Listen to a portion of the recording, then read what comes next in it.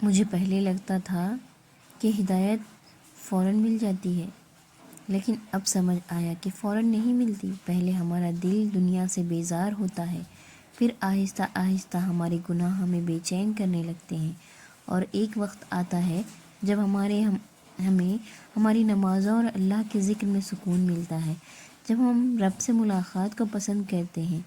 हिदायत ऐसे ही नहीं मिलती, इसके लिए अपने नफ्स को मारना पड़ता है, अपनी ख्वाहिशों को कुर्बान करना पड़ता है। आज जल्दी से काम ख़त्म हो गया है तो सोचा एक साड़ी का ड्रेस तैयार कर लूँ, यानी कि एक कुर्ती और एक पैंट अच्छे से बना लूँ। उसके लिए मैंने ये सिल्क की साड़ी ली और उसको पैच डिज़ाइन करने वाली हूँ उसके नेक को, जिसका ब्लाउज़ है ये, जो कि ब्लैक कलर में है। मैंने आपको स्टार्टिंग में बताया है इस वीडियो में। और फिर मैंने इसकी मार्किंग स्टार्ट की। उसके लिए मैंने एक साइड से कपड़े को फ़ोल्ड किया।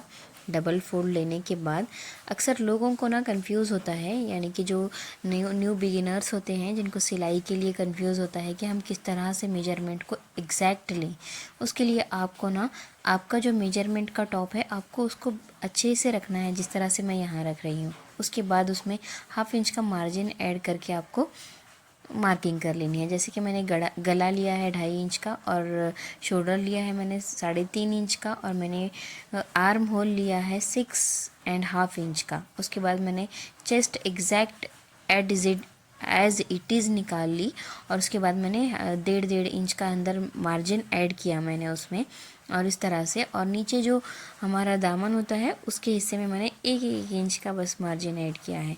जिस तरह से मैंने लिया है, आप अगर इस तरह से लोगे तो आपको एकदम इजी, जल्दी और इजी समझ आ जाएगा, और एग्जैक्ट आपका कुर्ती तैयार हो जाएगा।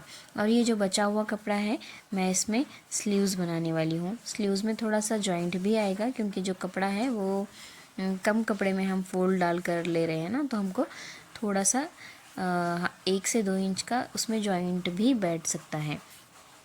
तो मैं अब इसको पूरा तरह से फोल्ड कर लूँगी, यानी कि हमको 4 पट कपड़ा बना लेना है। उसके बाद अब इसमें मैं स्लीव्स ले रही हूँ। 17 इंच का मेरा स्लीव्स रेडी है। मैंने उसमें 1.5 इंच का मार्जिन ऐड किया है।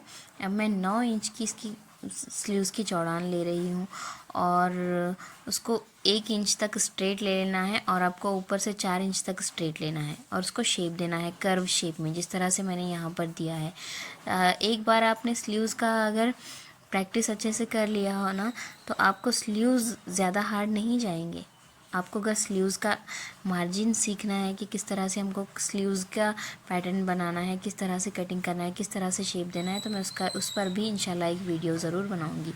अब मैंने इसको एक अस्तर वाले कपड़े पर लेकर मैंने इसका अस्तर भी इस तरह से सेट करके काट लिया है।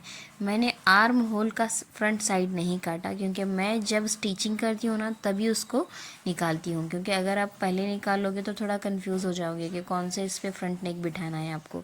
तो मैं इस तरह से कर अब यहाँ मैंने अपने नेक को डिज़ाइन कर लिया है कि जो मेरा कपड़ा है उसको मैंने फैब्रिक ग्लो से फोल्ड करके अटैच कर लिया, और मैंने इसको प्रेस कर दिया है। उससे क्या होगा कि कपड़ा जो है ना अच्छे से फोल्ड हो जाएगा। फिर आप उसके बाद स्टिच कर लोगे ना तो बहुत अच्छे से इसकी फिनिशिंग बैठेगी।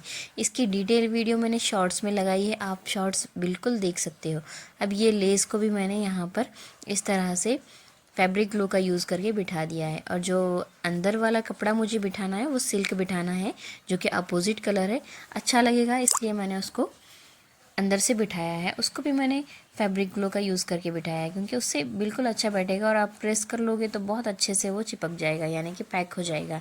इस तरह से मैंने अपने नेक को, यानी कि पैच नेक को तैयार कर लिया है। उसके बाद मैंने सबसे पहले अपना जो अस्तर होता है उसको फोल्ड करके सिलाई लगा ली। फिर उसके बाद मैंने अस्तर को अच्छे से पैक कर लिया, पूरी तरह से सेट कर लिया।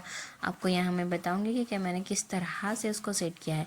सेंटर पॉइंट को आपको ख़ास ख्याल रखना है। सेंटर पॉइंट अगर आप अच्छे से मैनेज कर लोगे तो उसको अच्छे से बैठ जाएगा। इस तरह से मैंने इस पूरे अपने अस्तर को पूरा पैक कर लिया नीचे तक, और जो एक्स्ट्रा मार्जिन है मैं उसको काट लूँगी।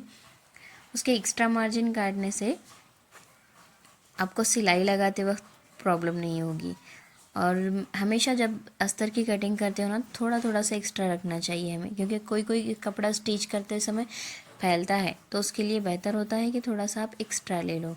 मैंने यहाँ पर ऑयल लगाया था, मशीन को ऑयल डाला था, तो वो थोड़ा सा ऑयल भी लग रहा है ड्रेस को, बट ये ऑयल टिकता नहीं है। अगर आप इसको वॉशिंग निरमा पाउडर में डालोगे ना तो वो पूरी तरह से निकल जाएगा। फिर अब इस नेक को मैं बाहर से भी एक बारीक लेस का यूज़ कर रही हूँ, मतलब लेस अगर हम बाहर से भी लगाएंगे तो थोड़ा अच्छा लगेगा। मैं इस तरह से इसको पूरी तरह से लेस लगाकर पैक कर रही हूँ। आप देख सकते हो, आप भी लगा सकते हो। जहाँ जहाँ फोल्ड हमको ज़्यादा लग रहा है ना, वहाँ पर हम थोड़ा सा सीज़र की हेल्प से अगर उसकी नोकों को थोड़ा सा साइड से निकाल लेंगे तो वो अच्छे से गोल यानी कि राउंड शेप में बैठ जाएगा, जिस तरह से मैं यहाँ कर रही हूँ। आप एक दो अगर निकाल दोगे कर्व शेप की जगह पर तो बहुत अच्छे से बैठ जाएगा। अब आपको इसका सेंटर पॉइंट का ख़ास ख्याल रखना है और इसको पूरी तरह से राउंड शेप में लेना है। अगर आप सेंटर पॉइंट का ख़ास ख्याल नहीं रखोगे तो फिर आपका जो नेक है वो सेंटर में नहीं आएगा, इधर उधर हो जाएगा। फिर आपको इसको अच्छे से कट कर लेना है। उसके बाद आप फोल्ड कर कर उसको फ्रंट साइड में लोगे। ये बात का ख्याल रखें कि आप उसको बैक साइड से रख कर सिलाई लगाएं, जिस तरह से मैंने अस्तर की ओर रख कर सिलाई लगाया है। अब आप इसको फ्रंट साइड में फ्रंट की इस तरह से सिलाई लगा लेंगे, जिस तरह से मैं यहाँ लगा रही हूँ। अब मैं थोड़ा मेजरमेंट के हिसाब से देखूँगी कि मेरा 11 इंच कहाँ आ रहा है, क्योंकि 22 इंच की मेरी चौड़ान है, तो मैं यहाँ पर 11 जहाँ पॉइंट आ रहा है वहाँ से ही इसको सेंटर में ले रही हूँ। उससे जो नीचे वाला कमर में जो है ना पैच का सेंटर एकदम एग्जैक्ट आएगा। आपको भी इसी तरह से लेना है। ये देखो मेरा नेक डिज़ाइन